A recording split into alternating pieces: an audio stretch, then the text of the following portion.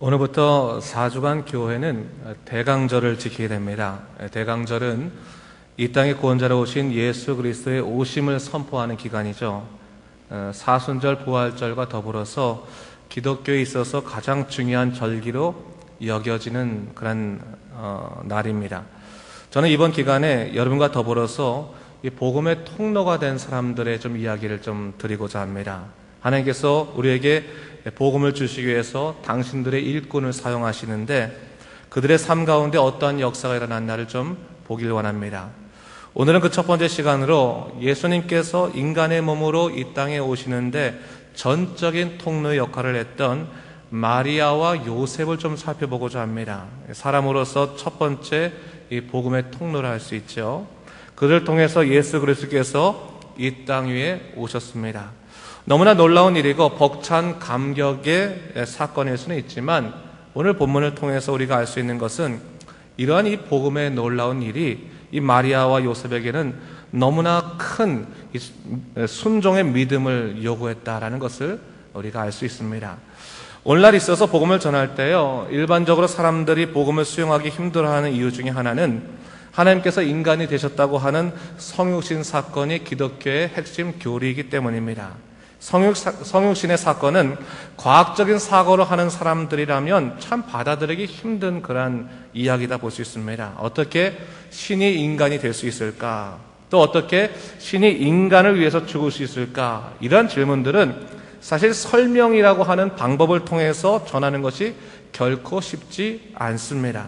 그런데 우리가 잊지 말아야 될 분명한 사실이 하나 있습니다. 이는 하나님께서 복음을 전하는 데 있어서 우리에게 이 설명이란 방법을 통해서 우리에게 복음을 설명해내지 않으신다는 거예요.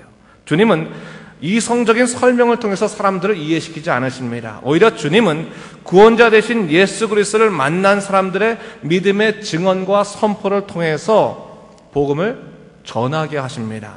죽음에서부터 생명으로 인생의 전환을 맞이한 사람들의 감격적인 그 증언을 통해서, 간증을 통해서 당신의 나라에 초대하고 계시다는 사실을 우리가 알아야 됩니다.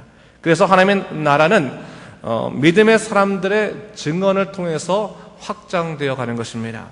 오늘은 복음의 통로에 있어서 첫 출발이라 할 수 있는 마리아와 요셉의 순종의 모습을 통해서 믿음으로 하나님 나라에 참여한다는 것이 무엇인가를 한번 우리 살펴보도록 하겠습니다. 오늘 본문에서 우리는 두 군데의 그 말씀을 읽었습니다. 마태복음 1장과 누가복음 1장을 읽었습니다.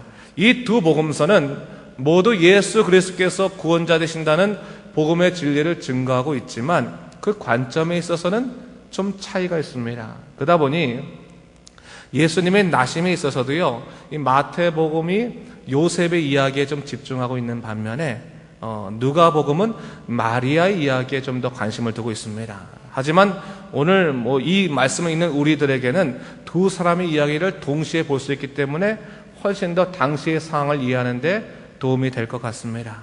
자, 오늘 우리가 이미 본문을 읽었지만 예수님의 탄생은 마리아라는 한 순결한 여인의 몸을 통해서 이루어지는 초자연적인 역사를 바탕으로 하고 있습니다.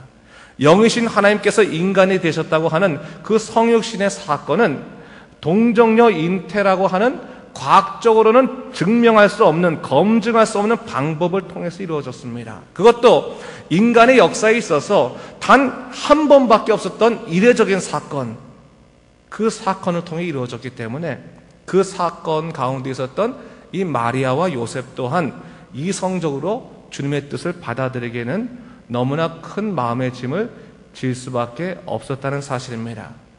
오늘 본문을 읽어보면요, 마태복음에서는 요셉의 고통을, 또 누가복음에서는 마리아의 고통을 좀 접할 수 있습니다. 자, 한 여인을 사랑했던 한 남자가 있었습니다. 그들은 이미 결혼하기로 작정을 하고 약혼을 한 상태였습니다. 그런데 어느 날 이 남자가 하나의 충격적인 사건을 맞이하게 되는데, 그가 사랑해서 결혼하기로 약정한 그 여인이 임신을 했다는 소식을 듣게 됐습니다.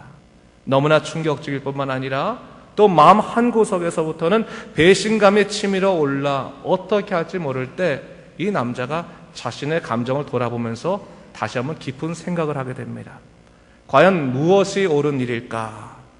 당시 사회에서는 여인이 결혼하기 전에 다른 남자의 그 아이를 임신하게 되면 그 여인은 부정하다는 이유로 돌로 쳐 죽일 수 있는 규례가 있었습니다. 이것은 잔인한 것이 아니라 당연한 것이라고 마땅한 것으로 여겨졌던 당시 사회적인 분위기가 있었기 때문에 사실은 그렇게 돼도 별일은 없었습니다. 하지만 요셉은 그러한 사회적인 관습보다도 한 여인의 생명을 깊이 생각하기 시작했습니다. 과연 내 마음의 고통이나 또 이 사회의 간섭이 이 여인의 생명보다도 더 가치로운 것일까? 소중한 것일까? 요셉은 깊이 생각하지 않을 수 없었습니다. 그리고 나서 내린 결론이 뭡니까? 바로 이 모든 일을 드러내지 않고 가만히 결혼을 파기해야겠다라는 생각을 하게 됩니다. 그저 아픔을 다 끌어안고 한 여인을 살리기로 작정한 것입니다. 성경은 이러한 요셉에 대해서 의로운 사람이라고 얘기하고 있습니다. 자, 여기까지 우리는 요셉의 인격의 훌륭함을 볼 수 있습니다. 그는 다른 사람들과 달리 성품에 있어서 훨씬 더 고매한 고귀한 성품을 가지고 있었습니다. 근데 여러분, 요셉이 복음의 통로가 된 것이 그의 인격이 훌륭했기 때문일까요? 아닙니다. 물론 그의 인격은 그에게 있어서 큰 장점이 되는 것은 분명했습니다. 하지만 요셉이 복음의 통로가 될 수 있었던 이유는 그가 고통 가운데에서 하나님의 말씀에 대해 믿음으로 반응했기 때문입니다. 바로 그 믿음의 반응이, 믿음의 결단이 그로 하여금 복음의 통로가 되겠다는 사실입니다. 오늘 본문, 이 마태복음을 보면요, 하나님께서 주님의 사자를 통해서 그 꿈에 말씀하시기를 네 안에는 성령으로 잉태된 자니 데려오기를 두려워하지 말라, 그렇게 말씀하시는 것을 볼 수 있습니다. 사실 이 말씀은 지금까지 그의 판단과 신념을 완전히 뒤집는 말이었습니다. 어떻게 보면 요셉이 이토록 고통스러운 이유가 자신의 신념을 지키고자 했기 때문일지도 모릅니다. 하지만 주님께서는 이제 그에게 자기의 신념과 판단을 내려놓고 믿음으로 순종할 것을 요구하고 계십니다. 여러분, 하나님께서는요, 때때로 우리로 하여금 복음의 통로가 되게 하실 때요, 전혀 확신할 수 없는 무모한 모험처럼 보이는 그런 새로운 방식의 삶에 우리를 초대할 때가 있습니다. 사실 세상을 살아가면서요, 우리는 크고 작은 여러 가지 삶의 모험들을 맞이하게 됩니다. 그런 경우 대부분 자기 판단을 기준으로 해서 가장 위험 부담이 적은 쪽으로 조심스럽게 발을 내딛지 않습니까? 하지만 때때로 주님께서는요, 우리들이 살아왔던 방식과는 너무나 다른 새로운 방식의 삶을 요구하실 때가 있어요. 지금까지 내 신념으로는 너무나 무모해 보였던 그러한 모험 가운데 우리를 초대하시더라는 것입니다. 저는 그것을요, 위대한 모험이라고 말하고 싶어요. 세상 사람 보기에는 너무나 무모해 보이는 모험, 그러나 하나님의 사람으로서 전혀 새로운 방식의 삶을 경험하는 그런 위대한 모험으로 하나님께서는 우리를 초대하고 계시다는 겁니다. 오늘 본문에서요, 요셉과 마리아는 바로 그 위대한 모험에 참여하고 있는 것을 볼 수 있습니다. 비록 요셉에게는 아직까지 정리되지 않은 심적인 고통의 문제가 있었지만 그는 하나님의 말씀에 믿음으로 순종하여 그 위대한 모험에 참여하고 있는 것을 볼 수가 있습니다. 마리아도 마찬가지죠.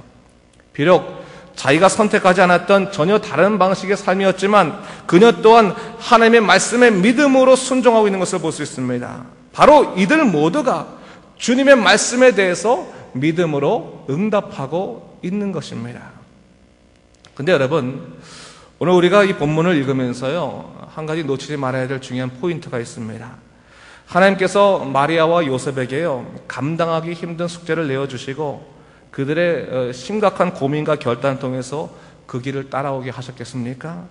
그건 아니라는 거예요. 오늘 본문을 읽어보면 정말 어떻게 보면 말도 안 되는 그런 감당하기 힘든 현실 앞에서 그들이 기꺼이 그 길을 선택하는 것을 볼 수가 있습니다. 그 이유가 있어요. 뭘까요? 이는 바로 그들의 그 고민 가운데 하나님의 영의 임재를 통해서 그들의 마음이 뒤바뀌어지고 있었다는 사실입니다. 자, 오늘 본문 누가복음 1장을 보면요, 마리아가 자신이 잉태할 것이라는 소식을 천사에게 듣게 됩니다. 그리고 뭐라고 말합니까? 나는 남자를 알지 못하니 어찌 이 일이 내게 있을 수 있습니까? 이 말은 단순히 자신의 상태를 말하는 것이 아닙니다. 오히려 이것은 강한 부정이라고 할 수 있습니다. 순결한 여인에게 이렇게 치욕스러운 상황이 벌어질 만한 이유가 내게는 있을 수 없습니다. 말도 안 됩니다라고 하는 강한 부정의 말을 하고 있는 것입니다. 그런데 천사가 그에게 무엇을 얘기하고 있습니까? 35절 말씀 보니까 성령이 내게 임하시고 지극히 높으신 이의 능력이 너를 덮으리니 이러므로 나실 바 거룩한 이는 하나님의 아들이라 일컬어지리라.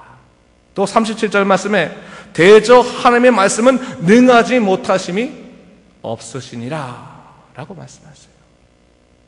이 말씀을 듣고 나서 마리아가 어떻게 응답합니까? 38절에 마리아가 이르되 주의 여종이오니 말씀대로 내게 이루어지라 말하고 있는 것을 볼 수 있어요.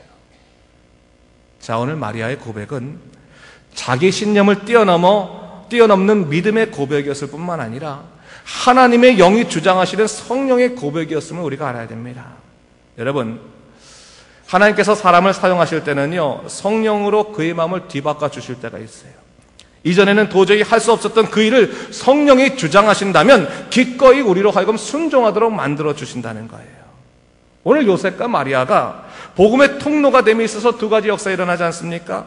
자기 신념을 뛰어넘는 믿음으로 순종하게 될 뿐만 아니라 또 자기의 부족한 의지가 성령의 만져주심으로 인해서 온전한 영적인 결단으로 이어지고 있는 것을 볼 수 있습니다.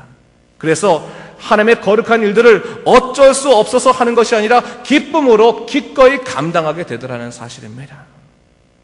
저는요, 오늘날에도 여전히 이 하나님의 사람들이 경험하게 되는 이러한 성령의 역사를 많이 보게 됩니다. 분명히요, 지금까지 내가 생각하던 것과는 다른 인생이에요. 달라요. 옛날에 나 같으면 절대로 할 수 없었던 그 일들이 믿음이라는 이름 아래서 이루어지는 것을 보면서 성령의 이끄심을 우리가 경험하게 되는 겁니다. 여러분, 성령의 역사 중에 가장 커다란, 가장 대표적인 역사가 뭔지 아세요? 고린도전서 12장 3절 말씀에 또 성령이 아니시고는 누구든지 예수를 주라 할 수 없다라고 말해요. 예수님을 나의 주님이라고 고백할 수 있게 되는 것. 여러분, 그것은요, 성령의 내주하심이 없으면 절대로 일어날 수 없는 일입니다. 물론 뭐 옆에 사람들 남들이 하니까 나도 어쩔 수 없어서 따라 몇 번 할 수는 있겠지요. 근데 여러분, 우리 마음 한 가운데서부터 주님이라는 말 속에서 하나님께서 나를 지키고 계시고 나를 사랑하고 계시고 나를 주장하고 계신다는 것이 믿어지기 시작한다면 그것은 여러분의 입술을 통해서 말하고 있는 것이지만 여러분이 말하고 있는 것이 아니라 성령께서 여러분을 주장하셔서 입술을 통해 고백하게 하시는 것입니다. 바로 그 성령께서 우리 안에 내주하심을 통해서 하나님이 원하시는 그 거룩한 삶 쪽으로 우리가 변화되기 시작한다는 거예요. 최근에 제가요, 한 집사님으로부터 책을 하나 선물 받았습니다. 한국에서는 이미 베스트셀러가 된 책이었는데 제가 이 칠레에 사니까 읽지는 못했던 책이었습니다. 제목이 그 청년 바보 의사라고 하는 그런 책입니다. 이 책은 안수연이라고 하는 한 크리스찬 청년 의사가 쓴 글 모음집입니다. 그는 예수님의 흔적을 따라가기 위해서 그토록 애를 썼던 사람이었는데 33세 나이에 갑작스럽게 세상을 떠나게 됩니다. 평상시에 글을 쓰는 걸 참 좋아했던 청년인지라 글들이 꽤 많이 있었는데 옆에 있었던 사람들이 그 글들이 참 너무 감동을 줘서 글들을 모아서 책으로 만들었습니다. 근데 여러분, 제가요, 이 안수원이라는 친구를 제가 좀 압니다. 제가 개인적으로 좀 알아요. 제가 청년 시절에 영락교회 대학부에 다닐 때 제 2년 후배였습니다. 근데 제가 그땐 교제를 하는 후배는 아니었기 때문에 얼굴은 알고 있었지만 사실 그 친구의 정황을 잘 몰랐어요. 근데 나중에 이 책이 나오고 난 다음에 이 청년이 죽었구나, 이 후배가 죽었구나라는 것도 알게 됐고, 또 하나는 이 후배가 이런 영적인 고민이 있었구나라는 것들도 제가 좀 깨닫게 됐습니다. 근데 제가 그 책을 좀 읽으면서요, 제가 영락교회 대학부에 다닐 때 그때 우리 청년들이 가졌던 그 고민들이 좀 새록새록 떠올랐습니다. 당시에 우리들이 했던 가장 큰 질문 중에 하나는 이 세상의 어떠한 정황 속에서도 나는 하나님의 사람으로 설 수 있을까라는 문제였어요. 하나님이 사람이 된다고 하는 것, 하나님의 사람으로 산다고 하는 것은 과연 무엇을 의미할 것인가라는 것을 고민했습니다. 주님께서 나를 구원해 주셨는데 내가 어떻게 이 구원의 은혜를 갚을 수 있을까라고 고민했던 때입니다. 제 인생에 있어서도요, 가장 뜨거운 때였던 것 같아요. 제가 그때 성역 공부도 이제 같이 성역팀에 있었는데, 우리 성역 공부를 1시에 들어가면 성역 공부가 8시에 끝나요. 지금 우리 교회에서 7시간 성역 공부한다 하면 여러분들 막 다 절대로 안 하겠다고 할지도 몰라요. 그렇죠? 근데 그 당시는 그 말씀이 좋아서 막 7시간씩 막 성역 공부를 하고 그랬던 때예요. 그 고민하고, 끝나고 나서도 또 기도하고, 또 대화하고, 그랬던 때인데, 그때 이 안수현이라는 형제도, 대학부 성역 공부 리더를 좀 할 때였습니다. 근데 그때의 시절을 회상하면서 쓴 글이 이 책에 써 있더라고요. 제가 그래서 한번 읽어보도록 하겠습니다. 한번 들어보세요. 이분이 의대생이었지, 그 당시에는. 의대 본과 시절 내가 직면했던 하나님의 음성은 이것이었다. 네가 날 위해 시간과 마음을 포기한다면 내가 정말로 기쁘게 그 예배를 받겠다. 하지만 너는 그로 인해 성적이든 이성교제든 사람들과의 관계든 무엇에선가 분명히 손해를 볼 수 있다. 그래도 내게 그 부분을 주겠니? 이 질문은 인간의 눈으로 볼 때 손해보는 일을 할 때마다 스스로 되새겨보는 하나님의 음성이었다. 하지만 뚝심 있게 하나님 편에 서는 결정을 내리다 보면 점점 더 그렇게 결정하기가 쉬워진다는 것을 알았다. 그 시기에 나는 사람들이 말하는 손해를 분명히 보았다. 하지만 지금 나는 그것을 손해라고 생각하지 않는다. 그때 한 결정 역시 후회하지 않는다. 시간이 흐르면서 주님의 방법으로 손해를 다루시며 역사하시는 손길을 분명히 보았다. 주님의 구속의 역사가 값을 치려고 이루신 것이었듯이 우리의 헌신과 열정은 입술의 고백만이 아닌 응분의 대가를 지불하면서 열매를 맺는다. 그런 얘기를 했어요. 그렇죠, 여러분? 우리는 보통요, 성공한 크리스찬이 되기를 원하면서도 신실한 크리스찬이 되는 것에는 좀 관심을 갖지 않는 경우들이 많이 있습니다. 근데 여러분 보세요, 한번. 크리스찬이라고 하는 말 앞에 성공이라는 말이 더 어울립니까? 아니면 신실이라는 말이 더 어울립니까? 제가 보기에는 크리스찬이라는 말 앞에는 신실이라는 말이 훨씬 더 어울리는 것 같아요. 하지만 신실한 크리스찬이 되기 위해서 치러내야 할 손해가 성공한 크리스찬이란 말 속에서는 필요 없을 것이라고 느껴지기 때문에 우리는 끊임없이 신실보다는 성공을 추구하게 되는 겁니다. 저는 요셉과 마리아를 보면서요, 정말로 신실한 신앙이었다고 생각이 들어요. 그들은 하나님의 음성을 듣고 믿음으로 순종했을 뿐만 아니라 자기 앞에 닥칠 손해까지도 주님의 뜻 가운데서 감당했습니다. 저는 그런 의미에서 이 신실이라는 말과 용감이란 말이 의미가 통한다, 그런 생각이 들어요. 오늘날 여러분, 이 코람데오라고 하는 말은 하나님 앞에서라는 말입니다. 이 코람데오라는 말을 우리가 좀 명심해 볼 필요가 있어요. 과연 우리가 인생을 살아가면서 누구에게 집중할 것인가? 누구 앞에 서 있는가? 이 코람데오, 하나님 앞에 서 있다고 하는 그런 인생의 고백들이 있을 때 우리의 삶은 달라질 수 있을 거라는 생각을 하게 됩니다. 성령께서 우리의 마음을 주장하여 주셔서 나로 하여금 주님의 뜻에 맞게 살아가게 하신다면 우리는 당장 나를 고통스럽게 하는 삶의 문제 앞에서도 용감할 필요가 있다는 사실입니다. 제가 예전에 이런 얘기를 좀 들은 일이 있어요. 영국의 어떤 농부가 소를 기르는데 그 소가 새끼 2마리를 낳습니다. 농부는 송아지가 태어난 것이 너무나 기뻐서 자기도 모르게 그냥 할렐루야 감사합니다 이렇게 부르짖었어요. 그러고 나서 송아지 새끼 2마리가 건강하게 태어난 것이 기뻐가지고 자기 부인에게 달려가서 부인에게 이렇게 말했다고 합니다. 여보, 송아지 새끼가 2마리야. 하나는 주님의 것으로 들으십시다. 얘기했어요. 그리고 그 아내도 아멘, 여보 당신의 뜻이 좋으니까 그렇게 합시다 라고 얘기를 했어요. 근데 얼마 후에 안타깝게도 송아지 1마리가 시들시들 아프더니 그만 그 알타가 1마리가 죽어버리고 말았습니다. 이 죽은 송아지를 본 농부는 울상이 돼가지고 방 안에 들어와서 자기 부인에게 이렇게 말했다고 합니다. 여보, 큰일 났어. 주님의 송아지가 죽었어. 주님께 드릴 송아지가 죽었단 말이야. 이게 말했다는 거예요. 좀 생각해 볼 만한 이야기라고 생각이 들어요. 어떻게 보면 우리들이 이럴 때가 참 많습니다. 하나님을 향하여 난 주님을 사랑합니다. 주님께 내 인생 드립니다. 라고 말하지만 손해는 감수하고 싶지 않은 것이 사실 우리들의 모습 아닙니까? 그렇기 때문에 어떻게 보면 하나님께 온전한 헌신을 드리지 못하는 예배자의 모습을 살지 못하는 모습들이 사실 우리 안에 있는 겁니다. 오늘 본문에서 마리아가 천사의 말을 듣고 나서 이렇게 고백합니다. 주님의 여종이오니 말씀대로 이루어지리라 라고 말했어요. 이 말은 저는 저를 주장하지 않겠습니다. 주님이 원하시는 대로 제가 그렇게 순종하겠습니다. 감당하겠습니다. 바로 그 믿음의 고백으로 인해서 마리아는 하나님께서 온전히 사용하시는 복음의 통로가 되었던 것입니다. 요셉도 마찬가지예요. 그가 천사의 꿈을 꾸고 나서 일어나서 행한 것이 뭡니까?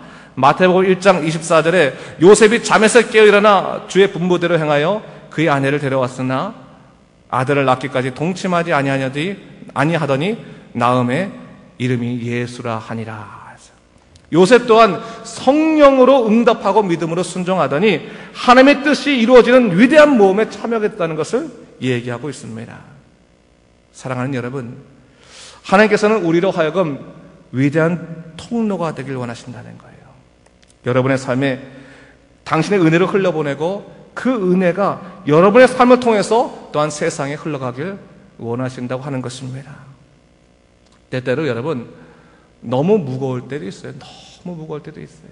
그러나 여러분 우리의 생각이 좀 달라져야 되는 것입니다. 복음의 통로, 내가 원하는 것을 원하는 그런 삶이 아니라 정말 주님이 원하시는 믿음의 삶으로 우리의 방향이 바꿔갈 필요가 있다는 겁니다. 제가요 얼마 전에 한 목사님의 좀 설교를 듣다가 듣고 나서 우리 교인들하고도 나눴으면 좋겠다라는 그런 생각을 한 적이 있어요. 그분이 이제 신방을 갔는데 그 신방 갔을 때 그 한 집사님의 이제 고백을 들었답니다. 근데 그 집사님이 한국에서 이제 평생 동안 열심히 헌신한 목사님의 자녀예요. 목사님의 자녀인데 그 목사님의 자녀로서 이제 살아갔는데 그 자녀였던 그 집사님이 이제 신방 오신 목사님한테 이런 말을 했다 그래요. 저는요 정말 중고등학교 다닐 때 아니 대학 다닐 때도 정말로 완전히 세상적으로만 살았습니다. 전 정말로 주님이 원하시는 그런 삶을 살지 않았습니다. 근데 정말 우리 아버지 어머니가 눈물로 기도하고 그래서 그 눈물로 기도해서 제가 오늘날 제가 있게 됐습니다 라고 말하는 거예요. 이 목사님 보니까 이분이 사업도 잘하고 또 뭐 어느 정도 성공도 한 것 같아서 부모님이 기도를 어떻게 하셨길래 이렇게 응답이 됐나 묻고 싶었어요. 그래서 이제 물었다고 합니다. 집사님은 아버지 어머니의 기도를 통해서 이렇게 당신이 오늘날에 당신이 됐다고 하는데 도대체 어떤 일이 있었습니까? 어떤 기도를 한 거예요? 부모님이 이렇게 기도했더니 제가 사업할 때 이렇게 성공을 했습니다. 길을 냈습니다. 그렇게 이제 응답을 들을 줄 알고 물어봤다는 거예요. 그랬더니 이 집사님이 이렇게 말하는 거예요. 네, 목사님, 제가요 정말로 아버지 어머니의 기도의 정말 중요성을 알았는데 제가 나쁜 일을 할 때마다 한 번도 걸리지 않은 적이 없었습니다. 그런 얘기 하더라는 거예요. 자기가 무슨 나쁜 일을 할 때마다 한 번도 걸리지 않은 적이 없으니까 맨날 다른 애들은 잘못된 일을 해도 맨날 안 걸리고 잘 넘어가는데 자기는 나쁜 일을 할 때마다 맨날 걸리더라는 거예요. 맨날 손해보고 맨날 야단 맞고 맨날 대가를 치르고 그러다 보니까 나중에는 도저히 나쁜 일을 못 하겠더라는 거예요. 내가 이래서는 안 되겠다라고 생각이 들어갖고 난 그 응답을 받았다라는 얘기를 하더라고요. 그러면서 그분이 그런 말을 했다 그래요. 처음에는 그게 너무나 화가 났다는 거예요. 나는 왜 이상하게 나쁜 일을 할 때마다 맨날 똑같이 걸려가 고생을 하는가? 왜 도대체 하나님은 나를 골탕 먹이는 분인가? 도대체 나를 왜 이렇게 속상하게 하고 신경질 나게 하는가? 라고 생각했는데 나중에 내가 하나님을 만나고 다시금 내 인생을 돌아보고 나니까 어떤 생각이 드냐면 하나님께서는 나를 끝까지 포기하지 않으셨다는 게 됐다는 거예요. 하나님이 포기하지 않으셨다. 하나님께서 자기를 끝까지 붙들고 가시더라는 것을 자기가 느끼게 됐다는 거예요.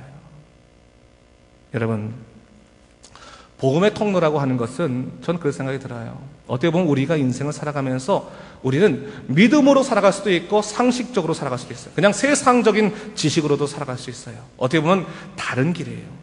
복음으로 살아가는 길과 세상적으로 살아가는 길은 다른 길입니다. 그러나 믿음으로 살아가면 할 때, 복음으로 살아가면 할 때는 하나님께서 우리로 하여금 왜 그렇게 살아가야 되는지를 알려주시는 그 길을 걷게 하시는 거예요.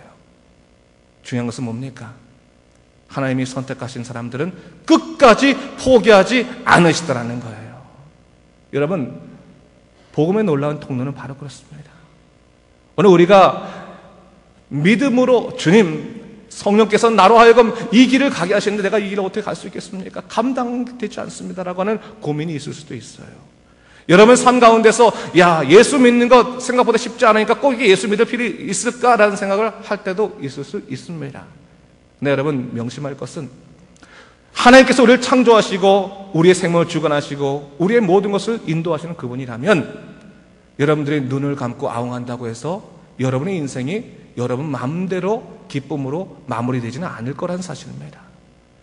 우리는 하나님의 창조하신 사람이기 때문에 그분의 섭리와 그분의 계획 가운데 걸어가는 것이 가장 마땅한 것입니다. 그러기 위해서는 우리가 복음을 위해서 하나님께서 성령께서 내 마음을 만져주셔서 때로는 나로 하여금 걷게 하실 때 하나님 저는 이게 부담스럽고 어렵습니다. 그러나 주님께서 원하신다면 내가 이 위대한 모험에 참여하겠습니다. 내가 이 위대한 모험에 뛰어들겠습니다. 하고 그 길을 걸어가시기 바랍니다. 저는 그 위대한 이 복음의 놀라운 역사 가운데 여러분들이 다 포함되어 있다고 생각합니다. 여러분 하나님을 의지하십시오. 하나님께서는 여러분 포기하지 않으시고 인도하십니다. 또한 여러분들의 삶 속에서 복음의 통로가 되게 하셔서 여러분들 하여금 예수 그리스도를 믿는 것이 무엇인지를 세상에 알리기를 원하시는 분이십니다. 절대로 잊지 마시고 사명을 붙드시고 그리스도의 능력 가운데서 여러분 온전히 주님의 뜻대로 살아가신 여러분 되시길 주님의 이름으로 축원합니다. 기도하겠습니다. 주 하나님 아버지 감사합니다. 하나님께서 정말 사랑하시는 믿음의 사람들, 복음의 사람들로 우리를 불러주셨습니다. 주 하나님 아버지, 정말 주님의 사랑이 너무나 큰데 때로는 우리 생각들 때문에 우리의 정말 가치관들 때문에 주님을 알지 못하고 방황할 때가 얼마나 많이 있었습니까? 주 하나님 아버지, 우리를 통해서 복음의 통로가 되게 하시고 예수 그리스도의 은혜가 흘러가는 귀한 역사를 허락하여 주시옵소서. 우리를 사용하여 주시옵소서. 쓰임받는 인생 될 수 있도록 인도하여 주시옵소서. 감사드리며 예수님 이름으로 기도드립니다. 아멘.